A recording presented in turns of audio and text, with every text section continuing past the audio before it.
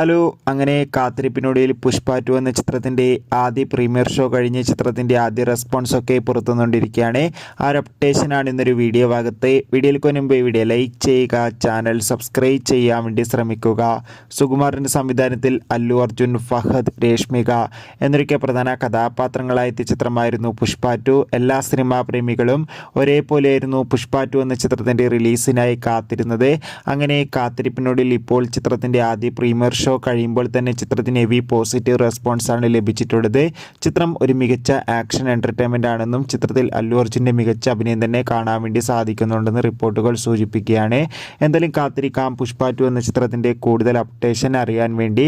ഈ വരുന്ന ഡിസംബർ മാസം ധാരാളം ചിത്രങ്ങൾ ഇനി അങ്ങോട്ട് OTT റിലീസ് ചെയ്യാൻ പോവുകയാണ്. നമ്മുടെ ചാനൽ ഭാഗം പരിശോധിച്ചാൽ നിങ്ങൾക്ക് ആ വീഡിയോയൊക്കെ കാണാൻ വേണ്ടി സാധിക്കും. അതൊക്കെ ഒന്ന് കാണുക. കൂടുതൽ സിനിമാ വാർത്തകൾ പെട്ടെന്ന് ലഭിക്കാൻ വേണ്ടി ചാനൽ ഇപ്പോൾ തന്നെ സബ്സ്ക്രൈബ് ചെയ്യുക.